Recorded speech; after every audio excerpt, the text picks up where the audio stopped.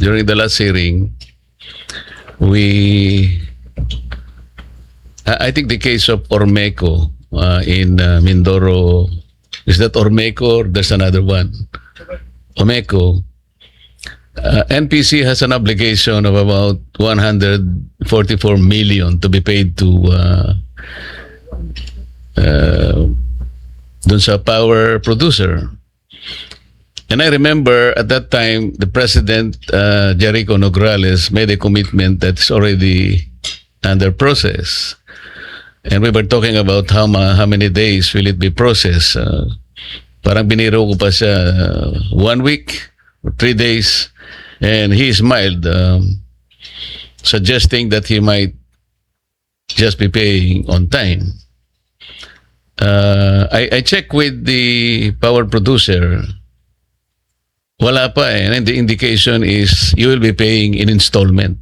Alam mo, nagdudugo na rin sila eh. You know, the reason why nangyayari ito is that NPC is failure to pay. Kasi, alam nyo, hindi naman mahaba ang PC ng mga power producers eh. If you do not pay on time, like this is already 144 million, I can imagine, titipirin nila talaga yung kanilang production. So, minsan magba-brown out siguro.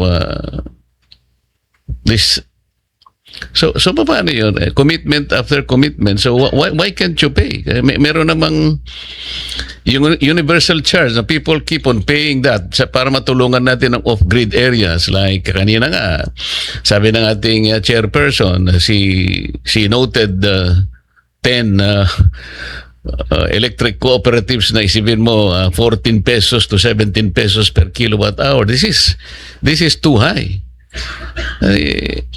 Ang problema, hindi natin nagagampanan ang mga ibang duties natin. Kamukha nito, ang palagay ko, Madam Chair, ang ginagamit na panggatong dun is oil, diesel. So mahal talaga to. So the power producer keeps on paying. Wala naman siyang nakukuhang bayad mula sa NPC. So, paano mangyayari rito? And the situation worsens every day. The question of the chair is, ba't ganito na lang ba tayo?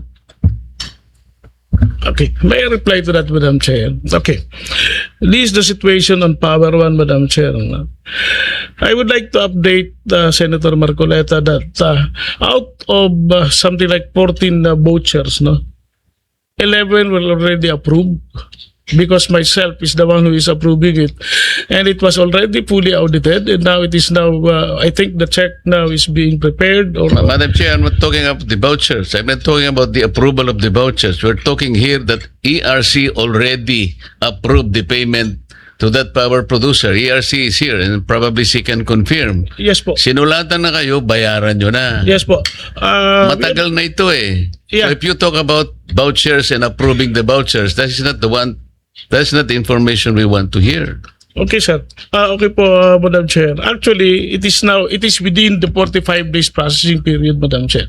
So, ano pa naman po siya? Bakit 45 days? Sino nag-institutionalize ng 45 days? Ang sinasabi natin, kawawa sila. These are off-grid areas. Okay. Yung madali ang po ninyong solusyon para sa kanila, makakabuti. Sabi ng ERC, 2 sulat nang na-receive nyo, bayaran nyo na sila. You insist on 45 days. Where did you get that?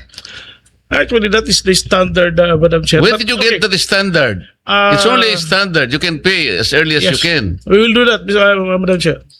Sinabi na nga ng presidente ninyo eh. Yes po. And he indicated that he will pay on time. Kasi nga nagdudugo na yung mga tao eh. Saan nila kukunin ang panggastos nila kung di nyo sila babayaran? Unless,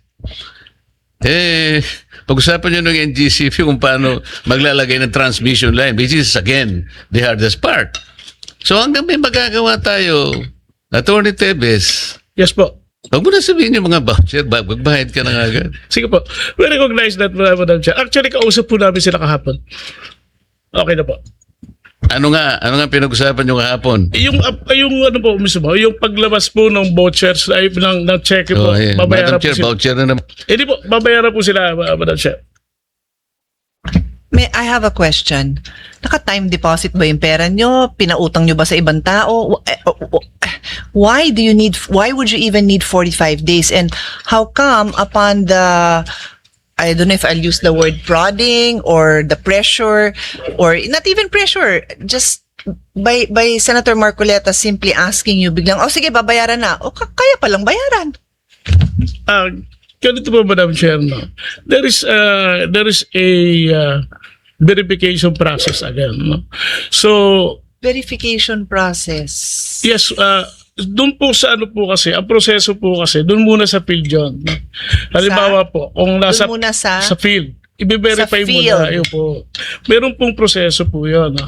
Na yung metering po nila, i-check po yun ng mga operators po natin doon, yung mga field personnel. So, there is a time for it, mga 5 days para mag-confirm po sila, no?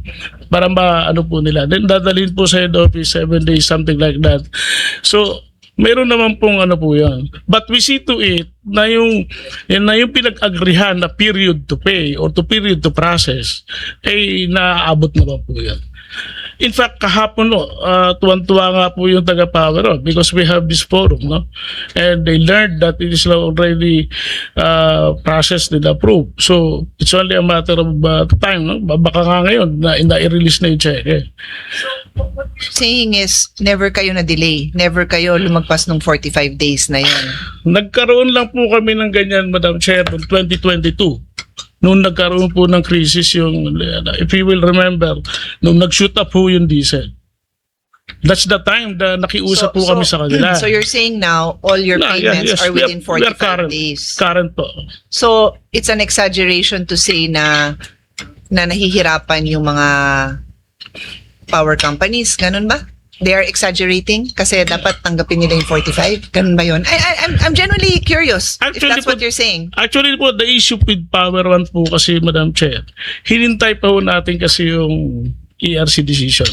Kasi nagkaroon ho nga walang medyo hindi pagkakaunawaan dyan whether to pay or not. So, we have to clarify with the ERC. Oh, so anyway, sinabi ng to pay. Yeah. Pero lahat presently nung sinabi mo sa akin na verification, nagawa nyo naman siguro before pa yon, di ba? Yes, Madam Chair. Hindi na kailangan mag-antay ng another 45 kasi nagawa nyo na. Kaya, Pero dinahilan mo pa rin. Hindi naman po, Madam Diba? Chair. Hindi, Kasi dinahilan mo eh. And yung you know what? papel- I'm also trying to learn. So help me learn by Yes, giving me ma'am. clear facts. You can tell Okay. me na we have up to 45 days but we try to implement this within the 7, the 5 days to verify, the 7 we try to implement it within the 12 days. Yun lang naman yung gusto namin marinig. But parang pinaninindigan mo yung may 45 days kayo, kaya ini-insist ni Senator Marcoleta na sinabihan na kayo na magbayad. O tapos sabi mo ngayon pwede. Kasi kaya pwede, dahil malamang yung sinasabi mong time that you need to do those things, nagawa na kasi yun. Actually, ma'am, nag-submit lang po kasi sila recently din. Kaya ganun po. Nag-submit sino? Yung ng claim, no? Yung Power One. Sige. So, ganun po Anyway, yan. I put on record na when you come here and tell us your problems, also give them the solutions, ha? Kasi Sige po, we're Madam. legislators. The amount of time that I put in doesn't compare to the amount of time, 8 hours a day at the minimum, you're working on this. So I don't claim to be better than you, but I claim to have a good ear and I can digest information. So give me information in a way that I can understand and give me the solutions that you see. And feel free to contradict each other because that's the only way I'll understand the problems better. Yeah, noted, Madam Chair. Okay. So let us know pag nabayaran na. We will, Madam Chair. Kailan? Kahit bukas kung I will check with our finance. Kasi finance na po yun. Sige, bukas is Friday. Di siguro naman Monday. Kaya lang may bagyo. So pagbalik mo sabi mo, ma'am, bagyo eh. Tapos 5 days yung bagyo. Tapos 5 days kami nag-clean up. Tapos hindi nakapasok yung accounting. Diyos ko. Sige, update nyo kami next week, please. Yeah, we will do that with Thank you. So, let's hear now, Pisam, Mr. Manuel Villalon. Go ahead, sir. And then after that, PEMSI. Good afternoon, Madam Chair, and to the others, members of the committee. So, next slide, please. Yeah, so in the slide shows you the 2 mandates of ISAM. That is the asset management, and the other one is the liability management. And we were also given the responsibility to administer the universal charge by the IPIRA. So on the asset management side, we have successfully privatized the CBK power plant a few months ago, and we are hoping to get the payment this December to the tune of 36 billion pesos. And our next project would be the rehabilitation of the Agus Pulangi power plants in Mindanao. I think one of the concerns of the legislators from Mindanao is that they are afraid that PISAM might privatize the Agus Pulangi, meaning to sell it to the private sector. But we'd like to clarify that PISAM is not going to sell the assets. We're going to own it. The government will continue to own it, and we'll just have a concessionaire to manage and operate the power plants. So first of all, as part of the asset management of those power plants, we'll rehabilitate those power plants, starting hopefully by 2027, and by 2031 they're fully rehabilitated. So with that, there will be more power to be given to the Mindanao grid, and perhaps also to Visayas, no? So that's maybe that's one of the challenges that we have to face when we do the asset management of the Agus Pulangi, to make sure that we're not going to sell it, no? To make sure to tell everyone that we are going to continue owning it in the Philippine government. And of course, we will continue to consult Congress and also the other stakeholders in Mindanao as we move forward with the rehabilitation and concession. On the financial management or liability management mandate, as of the middle of the year, we are now at the financial obligation, PISAM, is now down to around 260 billion pesos. The highest amount was at 1.24 trillion pesos in 2003. So that's almost 1 trillion deduction in the financial obligation, thanks to the asset privatization, power collections, and also the UC collections, and of course the liability management programs. And then we foresee that by the end of the extended corporate life of PISAM, by the year 2036, these financial obligations will be zero. So what are the drivers to make this FO or the financial obligation zero by 2036? So there, I have mentioned one already, the CBK privatization, the asset management or concession of the Agus Pulangi hydropower plants, so that when they're fully rehabilitated, we'll have more revenues to pay those debts, no? And also, we are asking also from the DBM and the Department of Finance to increase the MK allocation from 8 billion to 16 billion pesos starting 2027 until 2036. So we already made presentations to our board. Well, the DUF and the DBM are members of the PISAM board, and we already told them if they can increase that MK allocation from 8 billion to 16 billion per year. And also the main drivers of making the financial obligation zero is also the privatization of real estate assets, and also the liability management programs that we are going to move forward. As of today, Madam Chair, the currency mix of the financial obligation is now 90% pesos and 10% US dollars. It used to be 70% US dollars and 30% pesos. So every time there's the fluctuation in the exchange rate, so we have to pay more, no, for those dollar-denominated obligations. But now, as to overcome the challenge, we made sure that we are now more in peso and less in US dollars to manage the risk in the foreign currency fluctuations. This 10% foreign currency obligations is now equivalent to around 500 million US dollars.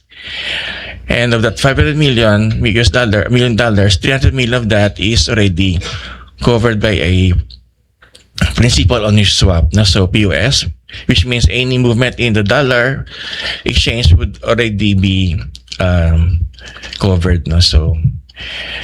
So on the Universal Charge Administration, we foresee that the UCSD collection will end by the year 2027. So which means that there will be lower power rates for everyone. And then the UC SCC or the UC stranded contract cost has already been stopped since the year 2021. And for the UCNE, we will continue to collect it and give it to NPC every month so that they could, we could help them also help them pay their obligations to the suppliers. That's all, Madam Chair.